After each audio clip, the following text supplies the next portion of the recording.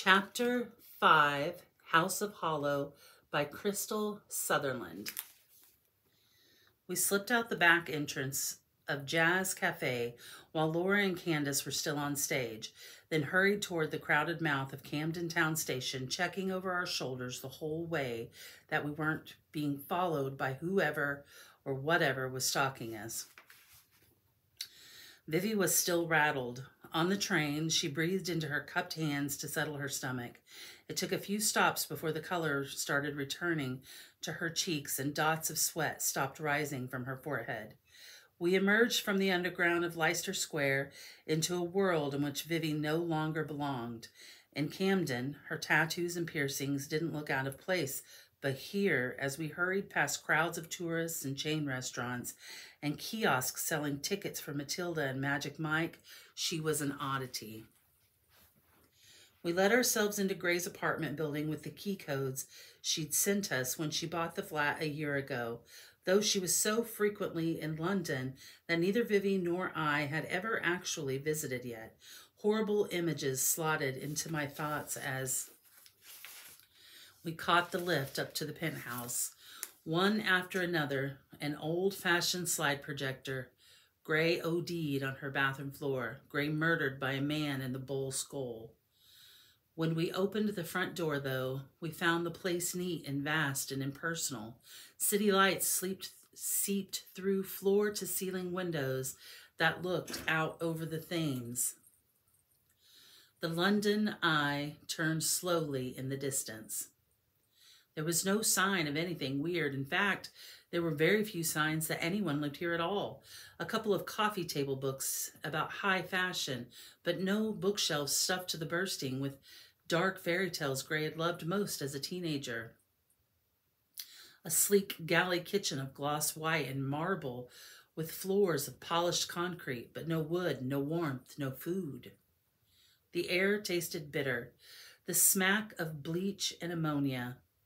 All the furniture looked as though it had been chosen by an interior designer, then styled and lit for a Vogue photo shoot about bland celebrity homes.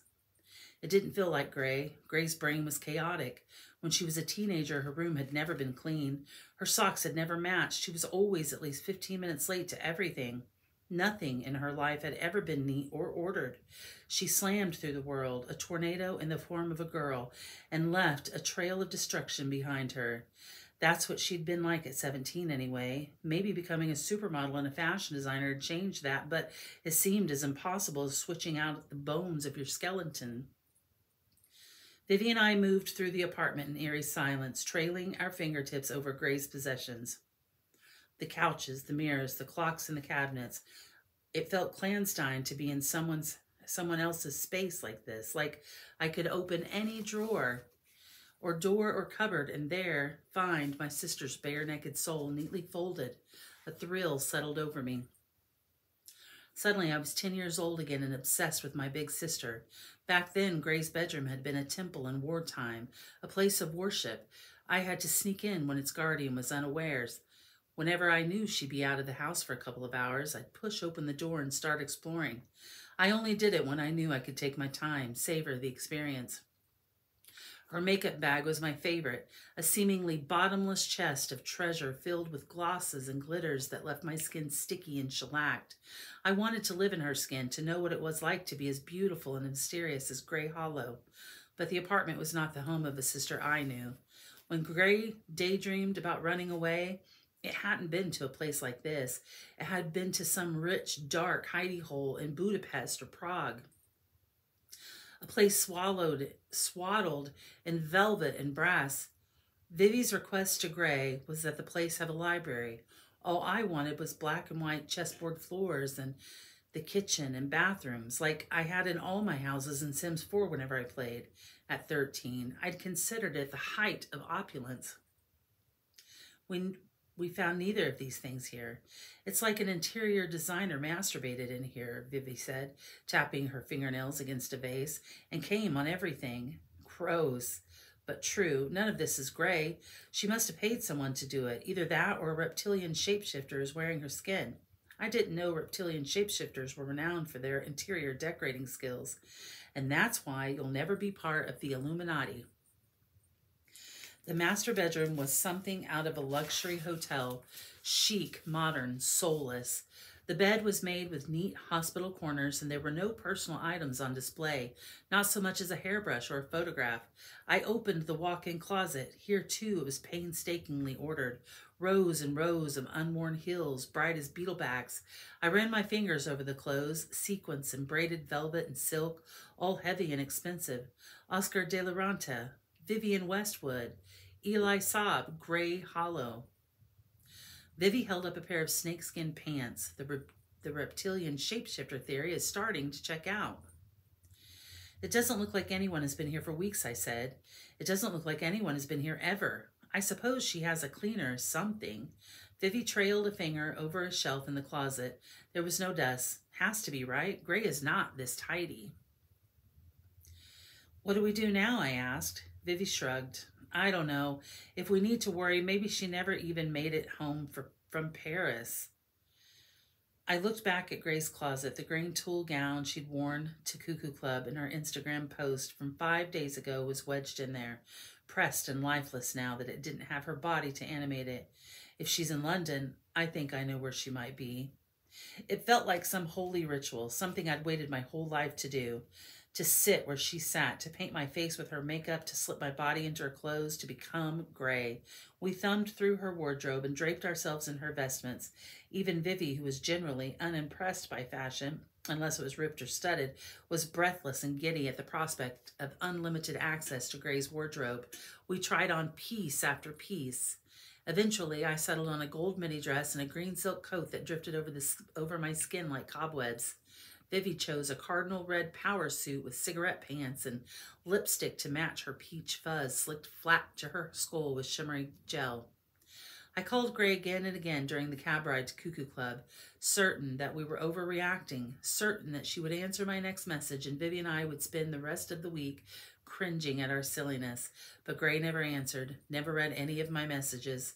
We got out of the cab on Regent Street and walked beneath a huge shadowed archway to the back street that Cuckoo called home.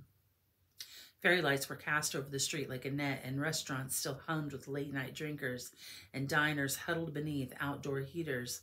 There was no line outside the club. The door was unmarked, unassuming. A couple walking in front of us buzzed, and it opened an inch to seep out neon purple light and electro house music. They had a hushed conversation with whoever answered, and then they were turned away. Vivi and I stepped up next. I buzzed. The door was opened by a short blonde woman with eyes like a cat. "So la liste?" she asked, and then she looked at us closely, and her mouth fell open a little. We were the ghosts of Gray. Of course she would recognize us. "She's not here," she said in English. Her accent was so heavy her tongue sounded swollen. "Do you know where she is?" Vivi asked. "I told your friend yesterday. I haven't seen her." "Someone else was looking for her?" I asked. "Who?" The woman's expression darkened. A man who smelled like death and burning. My heartbeat shifted with a higher gear. I thought of the woman who slipped through my bedroom window when I was a child and cut off a lock of my hair, and of the man who tried to pull Vivi into his car because he'd read about her on the internet. Did he say why he was looking for her? I pressed. What he wanted? The woman shook her head. I didn't let him. His eyes, they were black like ink. I was afraid of him. Vivi and I shared a look, and I thought, we need to find her. We want to talk to this guy. I showed the hostess a picture of Gray's boyfriend, Tyler Yang. Is he here? Yes, but it's a private event tonight, she said hesitantly. If you're not on the guest list, I can't let... I won't tell if you don't, Vivi said, practically purring. She put a finger against the woman's lips, and that was all it took. The woman closed her eyes at Vivi's touch, dazed and drunk on the heady smell of my sister's skin. With her eyes still shut, she opened her mouth and sucked on Vivi's finger. I had seen my sisters do this thing before. I had done this thing before, too, a couple of times, though the power of it terrified me. The things I could make people do when they were high on me. When the woman opened her eyes, her pupils were huge and her breath smelled like honey and rotten wood. Vivi stroked her cheek and then leaned in to whisper, "You want to let us in?" The hostess opened the door, giddy, a dumb smile on her face. Her gaze was fixed on Vivi. In the purple light of the vestibule, I saw what she saw. How frighteningly beautiful my sister was, sharper and skinnier than Gray, like a rapier where Gray was a broadsword. You shouldn't do that to people, I said as we headed down a hall toward the source of the music. A thick bass jumped in my chest. Do what? Vivi asked. Whatever the hell that is. The club, Gray's favorite, if her Instagram was to be believed, was lit from all angles by screaming pink neon. For the private event, the ceiling had been laced with a forest of cherry blossoms that dripped down over the dance floor. Oversized buckets of Dom Perignon with glow-in-the-dark labels gave every table a soft green glow.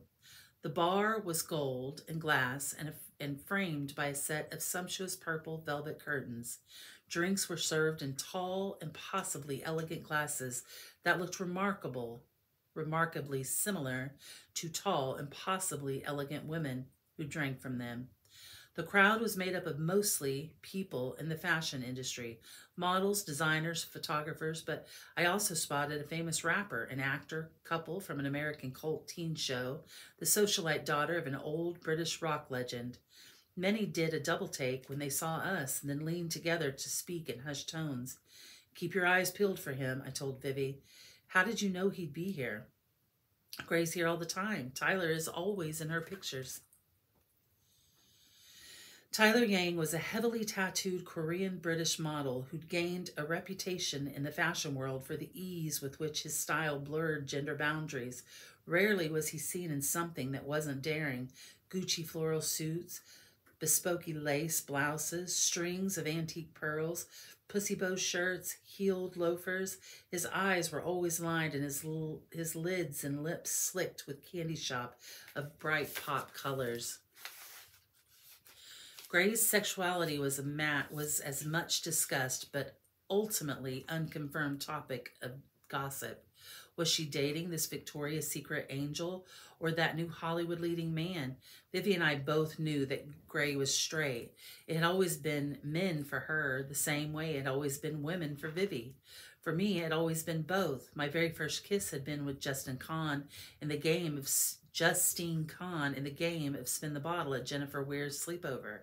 Her mouth had been soft and her perfume had smelled like lip gloss and vanilla frosting.